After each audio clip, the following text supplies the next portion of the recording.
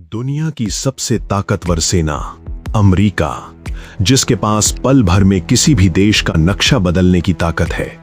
लेकिन middle east में एक देश ऐसा है जिसका नाम आते ही बड़े बड़े जनरल्स को भी पसीना आ जाता है। क्या उनके पास दुनिया के सबसे घातक हथियार हैं या कोई सीक्रेट टेक्नोलॉजी? जी नहीं, असली सच इससे भी ज्यादा हैरान करने वाला है। चाहे कोई भी देश हो, ईरान की जमीन पर सीधा हमला करना मौत के मुंह में जाने जैसा है। लेकिन आखिर क्यों? ऐसा क्या छिपा है ईरान के ऊंचे पहाड़ों और इसके खौफनाक अंडरग्राउंड बंकरों में? आज के इस एपिसोड में हम इसी रहस्य से पर्दा उठाएंगे और समझेंगे ईरान की उस अल्टीमेट मिलिट्री स्ट्रैटेजी को जिसने पूरी दुनिया को उलझा कर रखा है। 2003 अमेरिका ने इराक पर हमला किया। सद्दाम हुसैन की सत्ता उखाड़ फेंकने में सिर्फ 20 दिन लगे। 2011 लीबिया को तबाह होने में कुछ ही महीने लगे। अफगानिस्तान, सीरिया, यमन, दुनिया की सबसे बड़ी सुपर पावर्स ने जब चाहा मिडिल ईस्ट का नक्शा बदल कर रख दिया। लेकिन इसी नक्शे पर एक देश ऐसा है जिसकी तरफ आंख उठाने से पहले अमेरिका और इजराइल के भी पसीने छूट जाते हैं। ईरान, एक ऐसा देश जिसे पिछले 600 सालों में कोई भी बाहरी ताकत पूरी तरह से जीत नहीं पाई है। क्या इनके पास दुनिया की सबसे बड़ी आर्मी है? नहीं। क्या इनके पास कोई एलियन टेक्नोलॉजी है? बिल्कुल नहीं। तो फिर दुनिया की सबसे एडवांस सेनाएं जिनके पास पलक झपकते ही तबाही मचाने वाले हथियार हैं, वो ईरान की जमीनी बॉर्डर के अंदर घुसने से इतना डरती क्यों है? आज हम आपको वो सच्चाई बताने वाले हैं जिसे जानने के बाद आप भी कहेंगे, ईरान कोई देश नहीं, मौत का वो चक्रव्यूह है जहां घुसना तो शायद मुमकिन हो पर जिंदा बाहर आना नामुमकिन है। ईरान को जीतना दुनिया की किसी भी महाशक्ति के लिए एक दुष्स्वप्न जैसा है। क्यों? चलिए सरहदों के इस गणित को समझते हैं।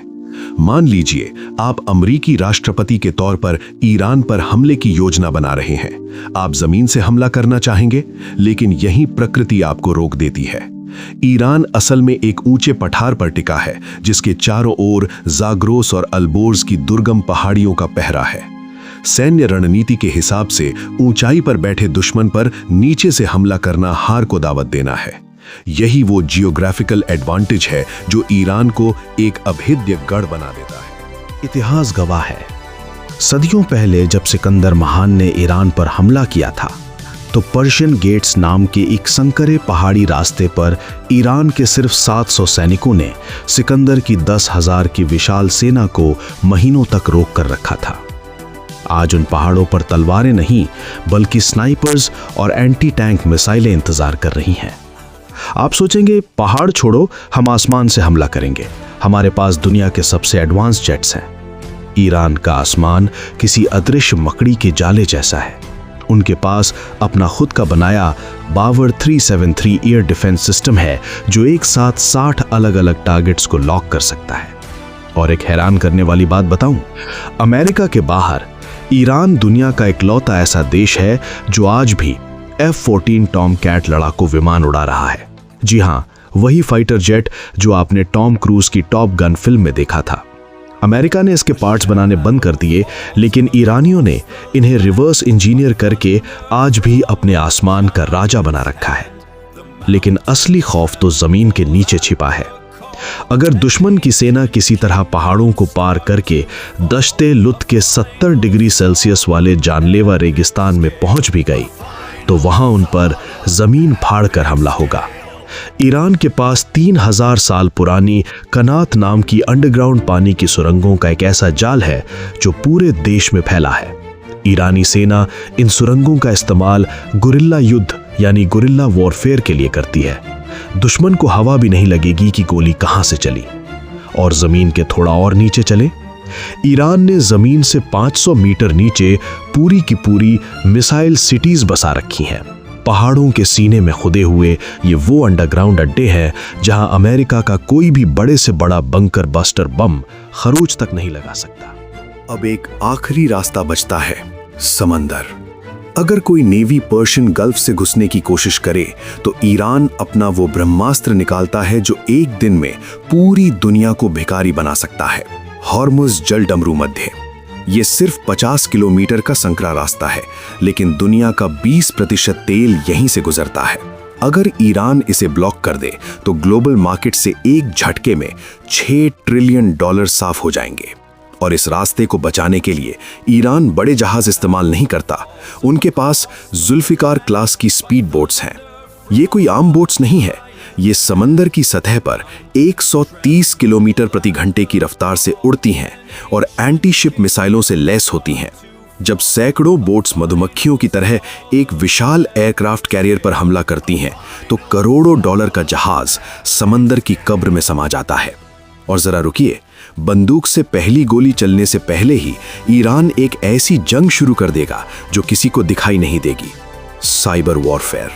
ईरान की साइबर आर्मी आज दुनिया की टॉप 5 सबसे खतरनाक साइबर फोर्सेस में गिनी जाती है। वो घर बैठे दुश्मन देश के पावर ग्रिड, बैंकिंग सिस्टम और सप्लाई चेन्स को हैक करके पूरे देश को अंधेरे में ढकेल सकते हैं। लेकिन पहाड़, समंदर, मिसाइलें और हैकर्स, ये सब तो सिर्फ बाहरी दीवारें हैं। ईरान को जीतना इसलिए नामुमकिन है क्योंकि अगर कोई सेना उनके शहरों तक पहुंच भी गई तो उनका सामना रेगुलर आर्मी से नहीं, आम लोगों से होगा। ईरान की 73% से ज्यादा आबादी घने शहरों में रहती है। इसका मतलब है कि दुश्मन को एक एक गली, एक एक इमारत के लिए लड़ना होगा। इसे मिलिट्री में अर्बन वॉरफेयर कहते हैं, जो किसी भी सेना के लिए एक नर्क के समान है। और उन्हें इस नर्क में ढकेलने के लिए तैयार बैठी है बासीज फोर्स। ये कोई नॉर्मल आर्मी नहीं है, ये 20 करोड़ आम नागरिकों की एक ऐसी वॉलंटियर फौज है जिसमें स्कूल के बच्चे से लेकर 70 साल के बुजुर्ग तक शामिल है। 1980 के ईरान इराक युद्ध में सद्दाम हुसैन को यही लगा था कि ईरान अंदर से बटा हुआ है, लेकिन जंग शुरू होते ही ये सारे लोग एक हो गए। 8 साल की भयानक जंग में 10 लाख लोग मारे गए, लेकिन इराक ईरान का 1 इंच भी नहीं ले पाया।